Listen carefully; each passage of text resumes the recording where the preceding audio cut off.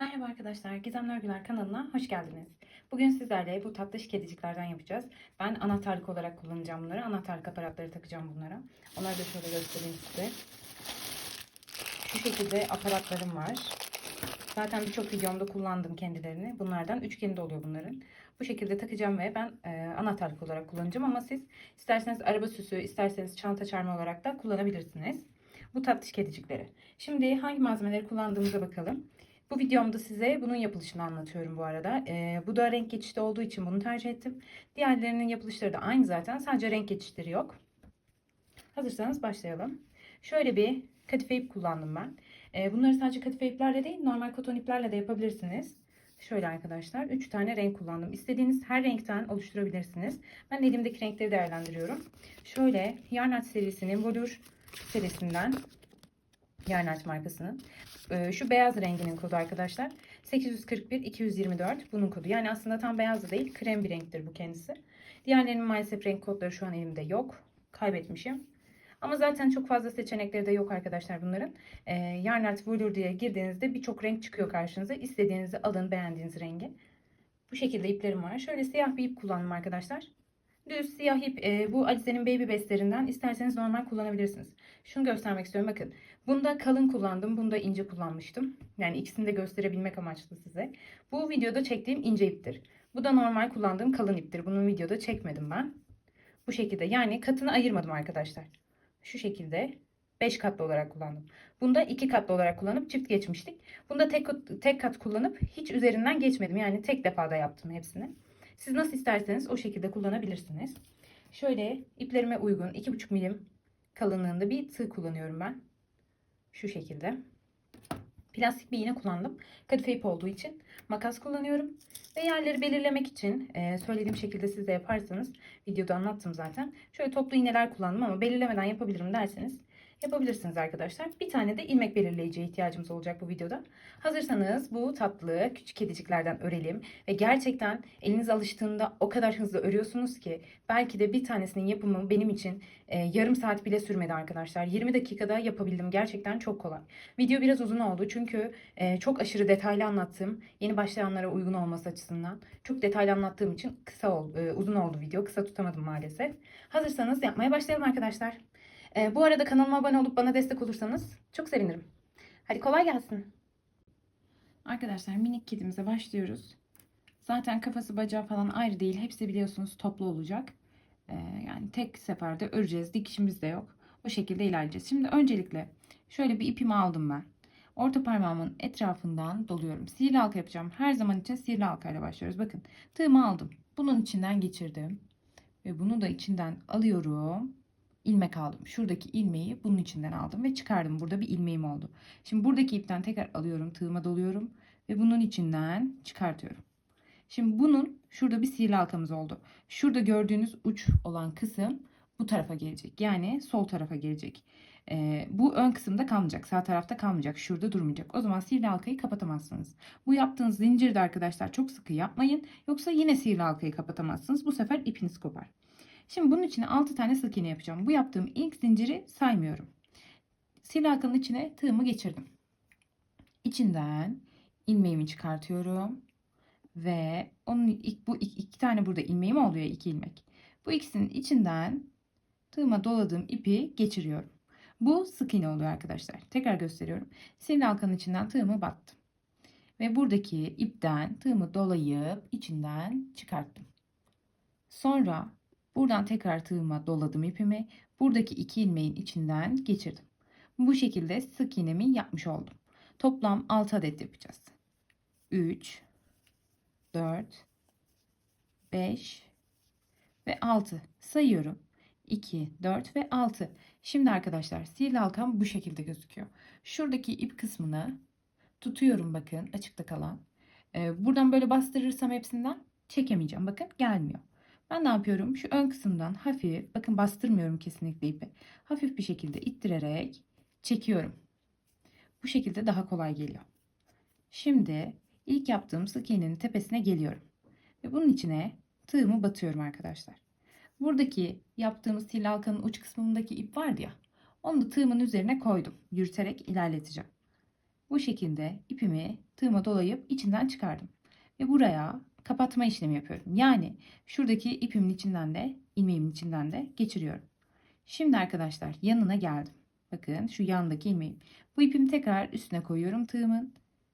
Bu şekilde ipimi bu ilmeğin içinden de geçirdim. Ve buraya bu ikisinin içinden de geçirerek bir sık iğne yaptım.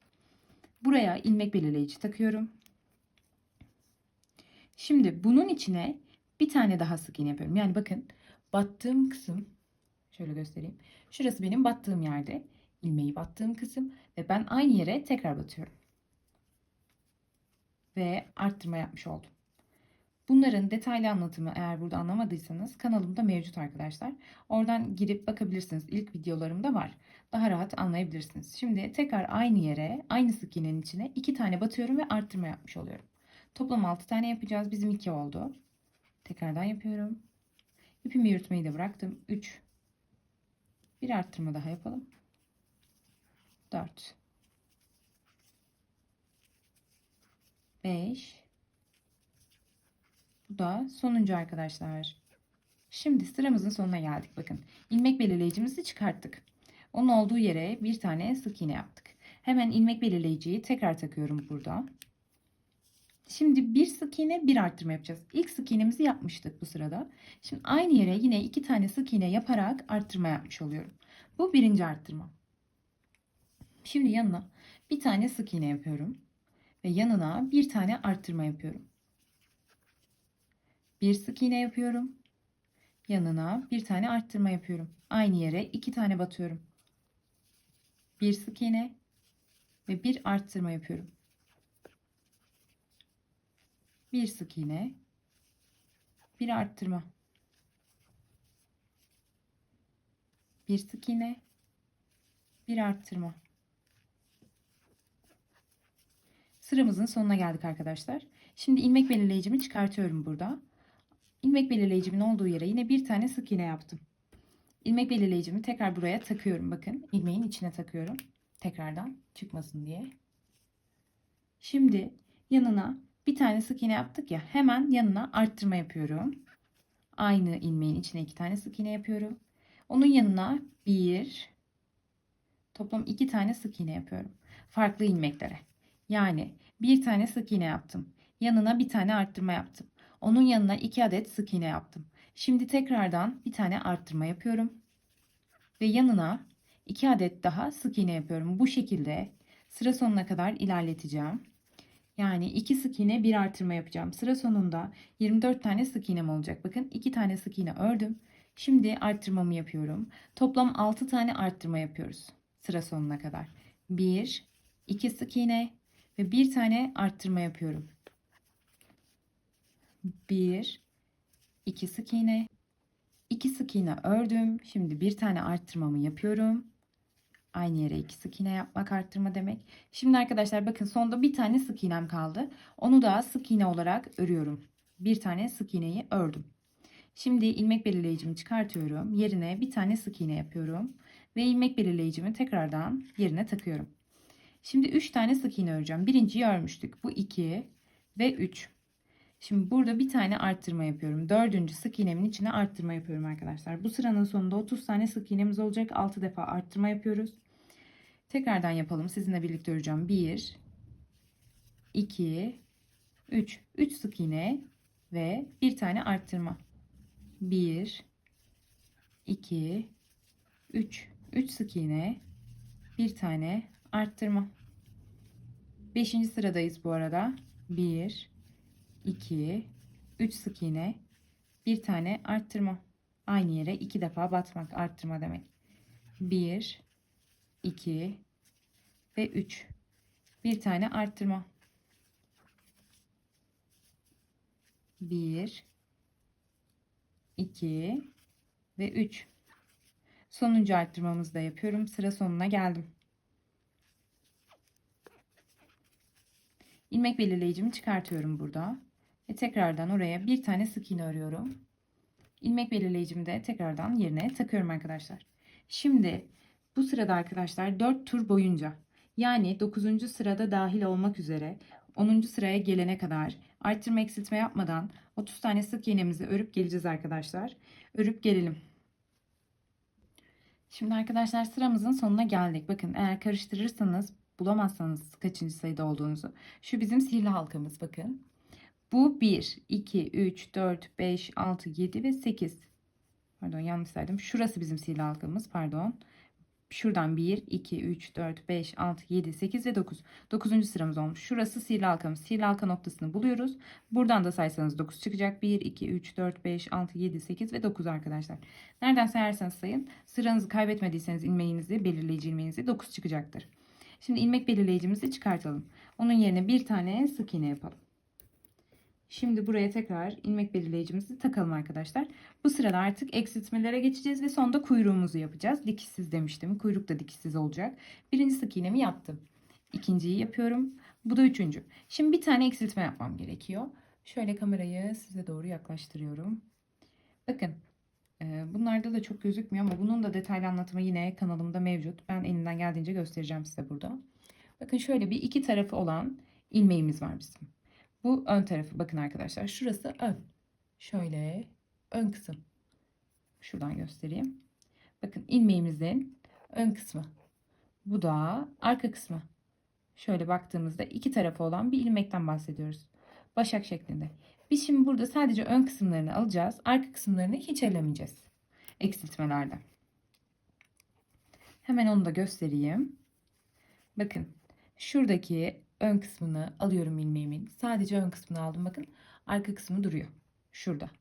Sadece ön kısmını alıyorum. Bunun aldım. Yanındakinin de sadece ön kısmını aldım. 2 tane oldu. 2 tane sık iğnenin sadece ön kısımlarını alıyorum. İpimi ikisinin içinden geçiriyorum. 2 tane ilmeğim kaldı. Bunu da normal sık iğne yapıyormuş gibi örüyorum. İlmek alıp içinden geçiriyorum arkadaşlar. Şimdi 3 tane sık iğne örelim. 1, 2 ve 3. Tekrardan bakın sadece ön kısımlarını alıyorum ilmeklerin. Bakın şöyle göstereceğim. Bakın iki kısmı var. Ben sadece ön kısımlarını alıyorum ve arka kısımlarını bırakıyorum. Şimdi sadece ön kısımlarını alarak 1, 2 tanesini. Şimdi ipimi tığıma doladım ve ikisinin içinden geçirdim. Önden aldığım kısımları. Şu şekilde ipimi tekrar doladım. Bu iki ilmeğin içinden geçirdim. Şimdi 3 tane sık iğne öreceğim. 1, 2, 3. Tekrardan eksiltme yapıyorum. 1, 2 ve 3.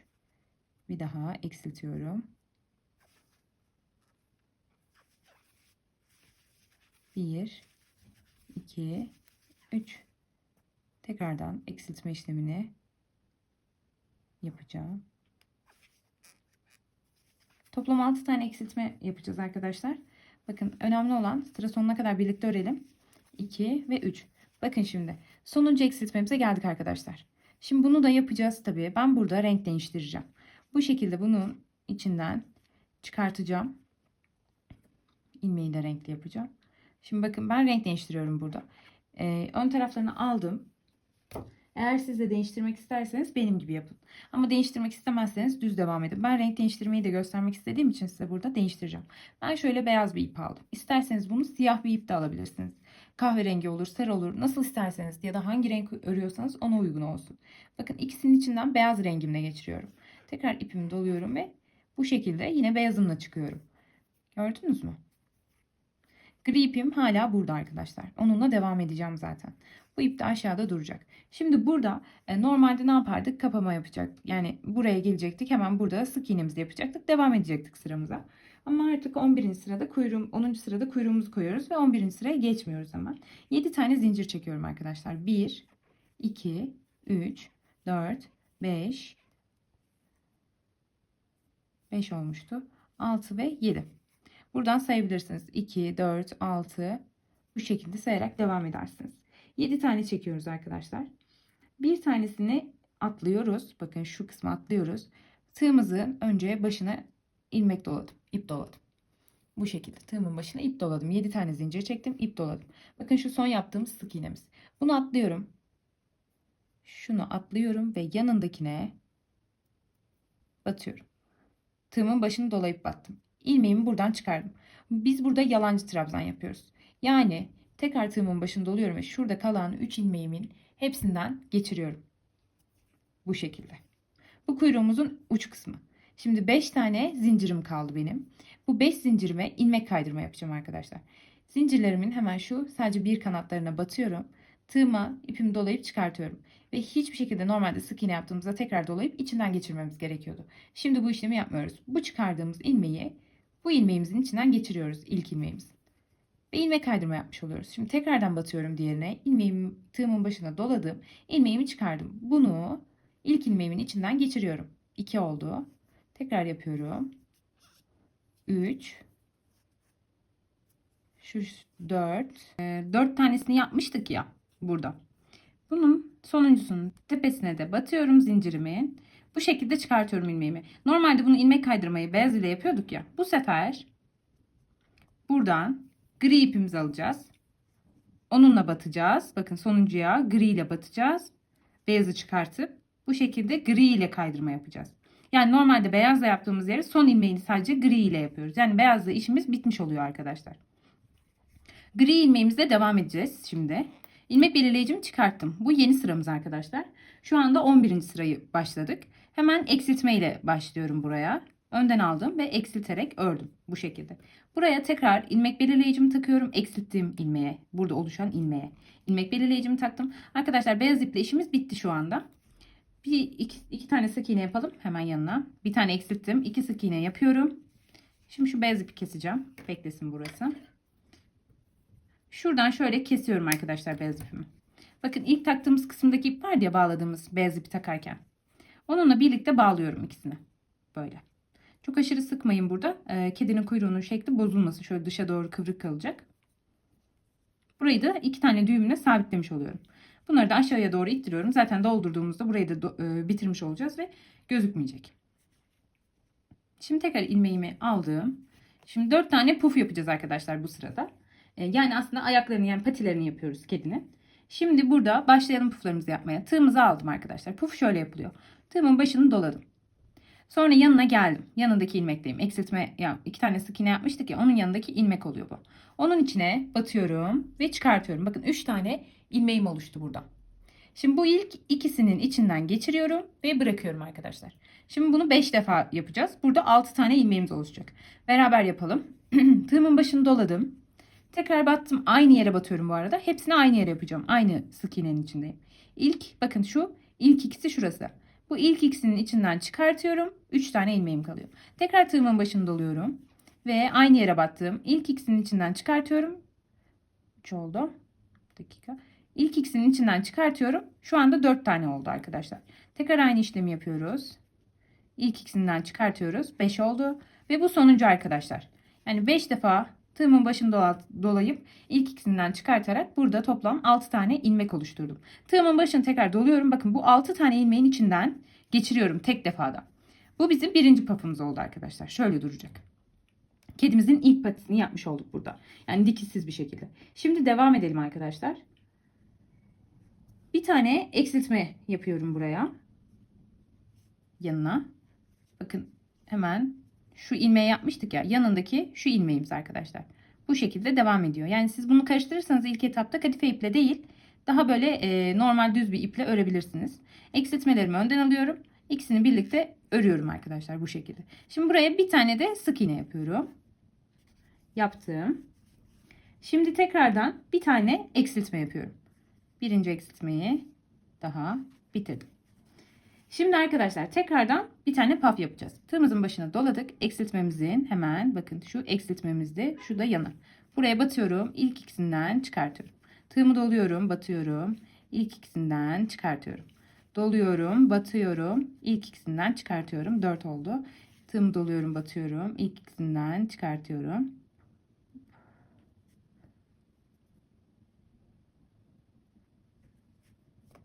Şunu düzeltelim.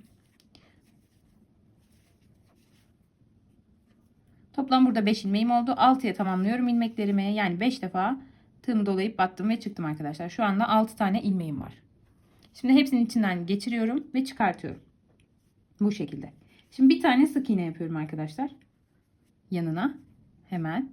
Bakın şurası oluyor. Buraya geldim ve bir tane sık iğne yaptım. Bu pafı da şöyle elimle dışa doğru ittirdim. Bu şekilde. Şimdi bir tane eksiltme yapıyorum yanına. Bir tane daha sık iğne yapıyorum.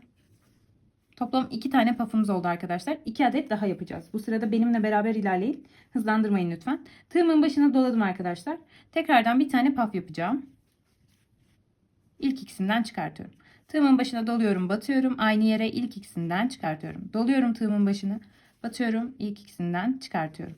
Doladım, battım ve ilk ikisinden çıkarttım. Toplamda 5 tane oldu. Tığımın başına doluyorum, batıyorum ve ilk ikisinden çıkartıyorum. Şu anda 6 tane var arkadaşlar. Bakın 2, 3, 4, 5, 6. Hepsinin içinden çıkarttım. Bu şekilde. Şimdi eksiltme yapacağız. Pafımı şöyle biraz ileriye doğru ittiriyorum. Yanındaki 2 ilmeği eksiltiyorum arkadaşlar. Birlikte ördüm ve pafımın içinden yaptığım yerden geçirdim hepsini. Bu şekilde pafımı da dışarıya doğru ittirdim. Bakın hepsini ittiriyorum dışarıya elimle. Şöyle. Şimdi bir tane de sık iğne yapıyoruz yanına. Bir tane eksiltme yaptık. Bir tane sık iğne yaptık. Üçüncü paftan sonra. Şimdi tekrardan bir tane eksiltme yapıyoruz. Buraya eksilttim. Şimdi buraya bir tane daha paf yapıyorum. Tığımın başını doluyorum. Batıyorum ve ilk ikisinden çıkartıyorum. Tığımın başını doluyorum. Batıyorum. İlk ikisinden çıkartıyorum. Tığımın başını doluyorum. İlk ikisinden çıkartıyorum. Toplam 4 oldu. Başını doluyorum. İlk ikisinden çıkartıyorum. Başını doladım. İlk ikisinden çıkarttım. Bu da sonuncuydu. Sayalım. 2, 4 ve 6. Hepsini birlikte ördüm arkadaşlar. Dördüncü pufumuzu da bitirmiş olduk. Şimdi buraya 2 tane sık iğnemiz var. Onu öreceğiz. Şu ikisi. Bakın bu bizim kuyruk kısmımız. Bunu örmüyoruz arkadaşlar. Yanına geldim hemen. Şu birinci sık iğnem. Bu da şöyle ikinci sık iğnem. Ördüm arkadaşlar.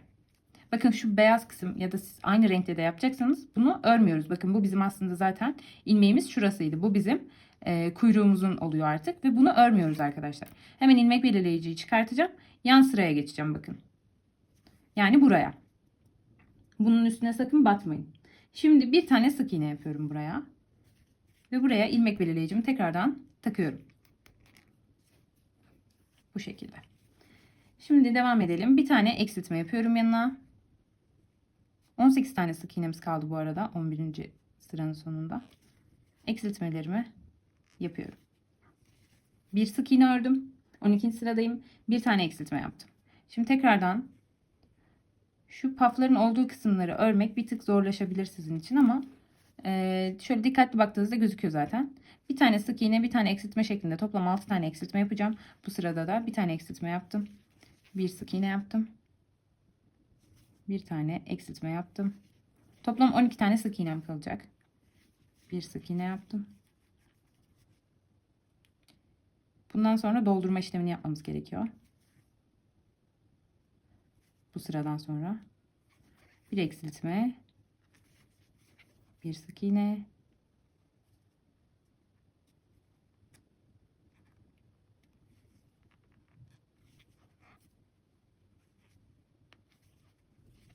eksiltiyorum. Bir tane sık iğne yapıyorum. Sonuncuyu da eksiltiyorum arkadaşlar. Sıramızı burada bitirdik. Şöyle ipimizi bir tık uzatalım tekrar. Şimdi buraya paflarımızı güzelce yerlerini ayarlayalım. Şu elimizde. Bu içine doldurma işlemine geçiyorum. Şöyle bir elyafım var. Onu kullanıyorum biliyorsunuz. Boncuk elyaf da kullanabiliyorsunuz arkadaşlar. Elinizde nasıl bir elyaf varsa onu kullanın.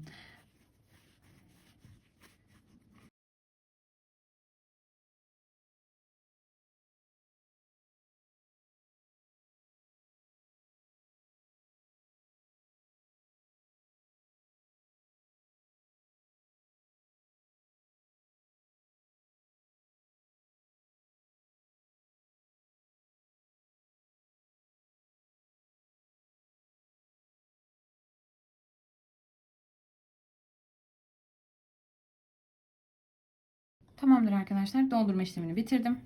Şimdi 12 tane sık iğnem var. Yeni sıraya geçiyorum. Şu şekilde kapattım. 13. sıraya başlayacağız.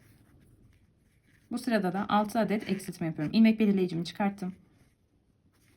6 tane eksiltme yapacağım arkadaşlar. Bakın. Sadece ön kısımlarını alarak eksiltmelerimi yapacağım. İlmeklerin ön kısımlarını alıyorum. Ve eksiltiyorum. İlmek belirleyicimi de burada tekrar yerine takacağım. Takmaya da bilirsiniz. Kuyruk kısmından anlaşılıyor zaten.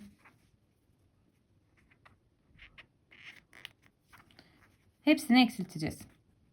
6 tane. 1 ve 2. İkinci eksiltmemi yaptım.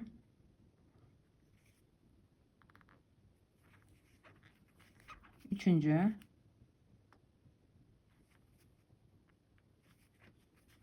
Dördüncü.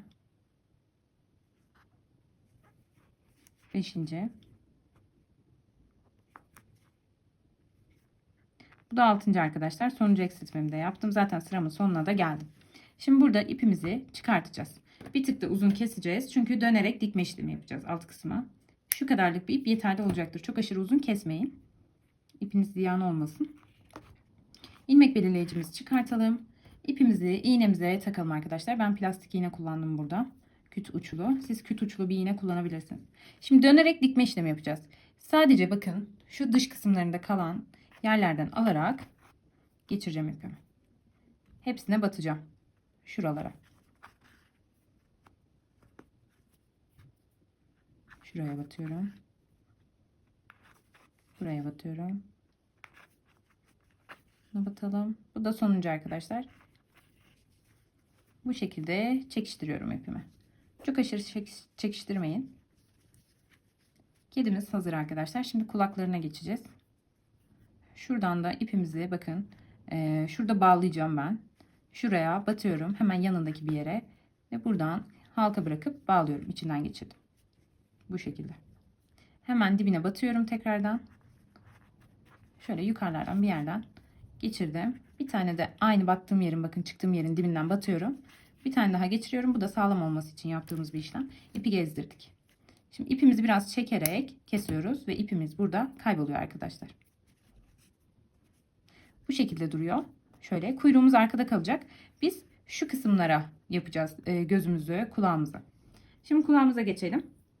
Ben kulakları tekrardan beyaz iple yapacağım. Kulakların yerlerini ayarlayacağız şimdi sizinle. Yukarıdan aşağıya doğru sayacağız. Ben ilk kulağı hazırlayacağım. Şimdi geleceğim. Diğerini daha net görün istiyorum çünkü. Diğerini de sizle beraber yaparız.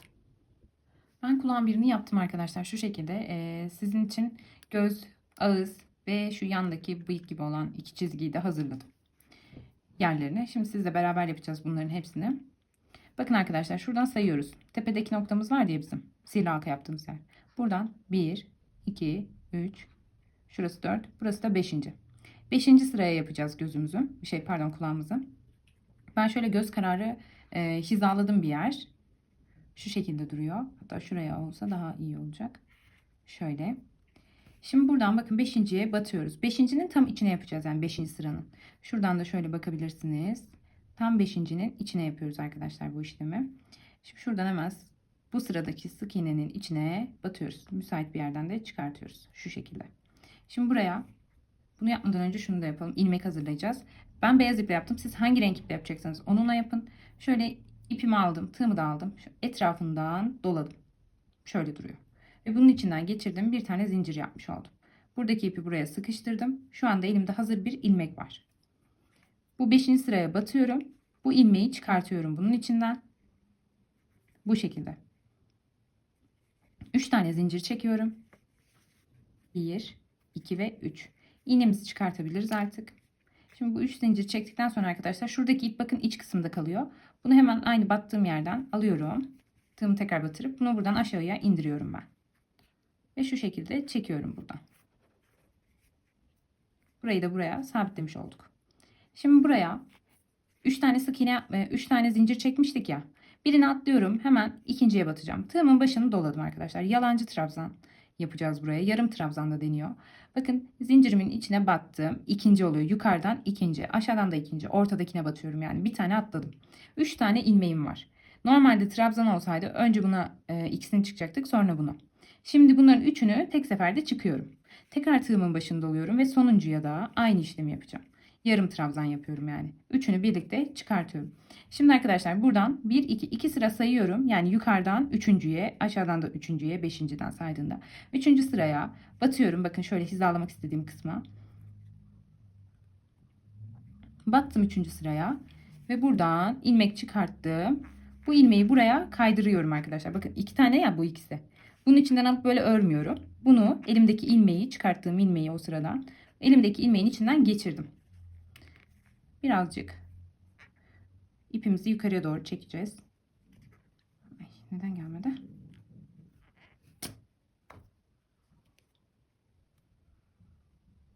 Sıkışmış ya. Tığımıza batalım. Çıkarttım arkadaşlar. Kadife ipler birbirine takılıyor. Bir de elyaf var ya içinde. O yüzden sizin de başınıza gelebilir. Biraz çekiştirin. Şöyle kesiyorum bunu da. Çok aşırı uzun kesmedim ama çok kısa da kesmiyorum. Bunun içinden bunu çıkartıyorum şimdi. Kulaklarımız hazır arkadaşlar. Şimdi bunları saklayacağız. Hemen batıyoruz iğnemize. Geçirdik. Ve hemen dibinden bakın. Şu çıktığı yerin dibinden bunu battım. Herhangi bir yerden çıkarttım. Buna da aynı işlemi yapacağım. Bunu da buradan batıyorum. Geçirdim. Hemen bakın arka kısımdan bunu da dibine batıp bunu da bir yerden çıkartıyorum. Ve bu şekilde gözüküyor ön kısımdan. Şimdi bunları bir tık çekiştiriyorum. Ve kesiyorum. Kestim. Kulaklarımız da hazır arkadaşlar. Şöyle duruyor. Şimdi ağız ve buruna geçeceğiz. Şöyle siyah bir ip kullanacağım ben. Farklı renk iplerle de yapabilirsiniz. Şöyle siyah bir ipim var. Bundan şöyle bir parça keseceğim. Şimdi bunun çok kalın olduğu için katını ayıracağım arkadaşlar. Şöyle göstereyim. Bakın katları var. 5 tane katı var bunun. 4 katlı ipler de olabiliyor bazen. Ya da daha fazla katı olan. Yani ortalama şöyle 2 kat bizim için yeterli olacaktır. Bunu buradan böyle katını ayırıyorum. Düzelterek. Ayırıyoruz arkadaşlar katını.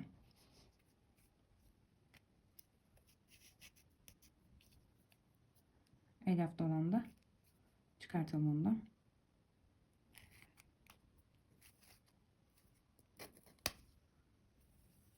Şöyle 2 katlı bir ipimiz oldu elimizde. Diğeri de 3 katlı kaldı. Koptu benimkisi ama önemli değil. Şimdi bunu iğnemize takalım. Ben 2 katlı tarafını kullanıyorum. 3 katlı tarafı da kullanabilirsiniz. Şöyle bakacağım.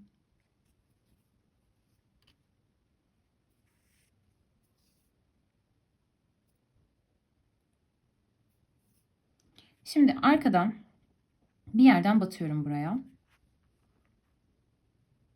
Önce gözlerini yapıyorum arkadaşlar. Şu iki çizgi benim gözlerim.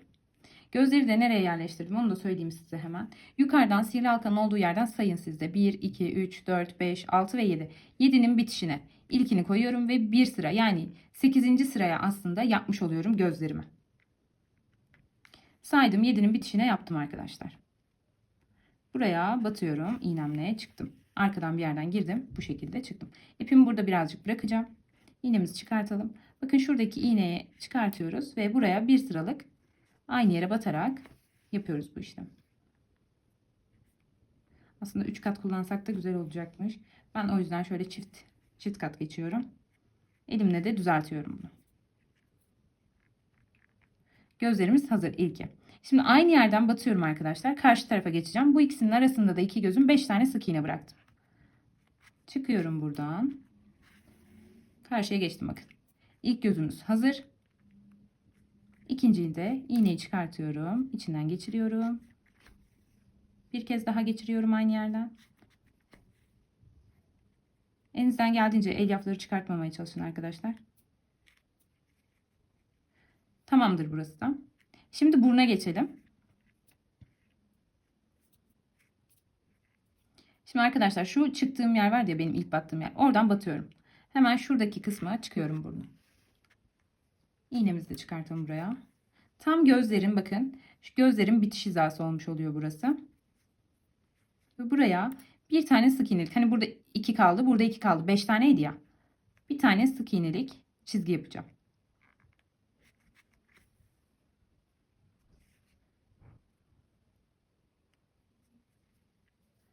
Çok sıkı yapmıyorum burada bunu. 2 kat geçeceğim zaten.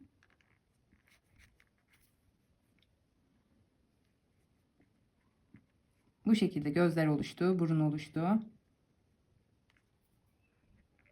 Buruna bir kat daha geçeceğim arkadaşlar ben. Toplam 3 kat yaptım burnu. Şimdi şurada bir T harfi oluşturacağız. Bu battığımız kısımdan tam bunun ortasına batıyoruz. Bu şekilde. Ve buradan bakın şu burnu yaptığımız yer vardı ya, onun olduğu o sıraya batıyorum. Tam ortasına batıyorum arkadaşlar. Ve şuradaki yan kısımlara çıkacağım artık. Yandaki düz çizgilerimiz var. Onları yapacağız.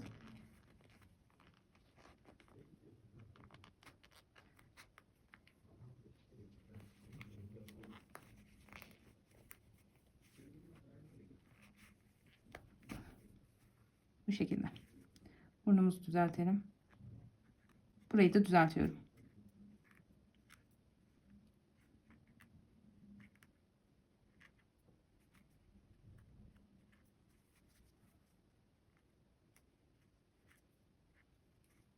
Şimdi bunları çıkarttım arkadaşlar. Buraya da bir tane çizgilik yapıyorum. Hemen yanından da çıkartıyorum. Ve buraya da batıyorum. Bunu da battığım yerden şuradan çıkıyorum arkadaşlar. Karşı tarafa geçtim. İki tarafa da aynı işlemi yapacağız çünkü. Bir tık daha kalın iple bunu yapabilirsiniz. Buradan da batıyoruz. Yukarıya çıkıyoruz. İğnelerimizi de çıkarttık. Bol bir şekilde bırakıyoruz. Buradan da battıktan sonra arkadaşlar şu arkada ilk yaptığımız yer var ya, battığımız son yerimiz orası. Onun hemen olduğu yere çıkartıyoruz. Bu şekilde gözüküyor. Kedimizin ağzı, burnu, gözü ve yanakları oluştu. Şimdi bunu bağlıyoruz. Arkada 2 tane düğüm yapalım. Çok aşırı sıkmayın. Çünkü o yaptığınız yan kısımları sıkmış olursunuz. Gözü sıkmış olursunuz.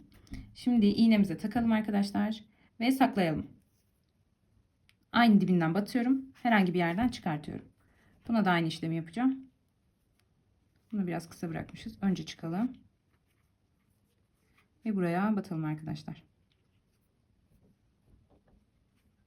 Bunu da iğnemize taktık ve çıkarttık. Şimdi ipimizi de keselim. İsterseniz buna birazcık şey sürebilirsiniz. Şu yanak kısımlarına pembelik verebilirsiniz. Eğer aldığınız varsa. Ben vermedim çünkü bebeğim var, o oynayacak. Hazır arkadaşlar. Bu şekilde gayet şeker oldu. İsterseniz buraya anahtarlık aparatıyla anahtarlık olarak kullanabilirsiniz takıp. Şöyle kuyruğu da var. Buraya kadar izlediyseniz kanalıma abone olup yorum yapmayı lütfen unutmayın. Beğenilerinizi ve yorumlarınızı bekliyorum. İzlediğiniz için teşekkür ederim. Bir sonraki videoda görüşmek üzere.